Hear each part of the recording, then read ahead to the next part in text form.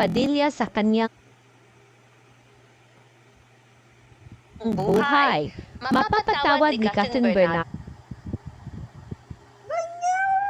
ang mga taong nanakit sa kanya, pero sisiguraduhin niya na hindi na sila magiging bahagi pamuli ng kanyang buhay.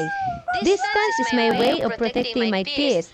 Ang lalim kasi ng word na forgiveness. For me, you can forgive people who deserve it. But when I forgive you, it doesn't mean that I have to keep you. Hindi na Daniel, Catherine!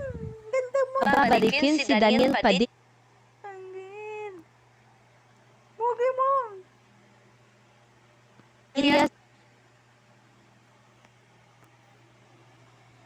sa kanyang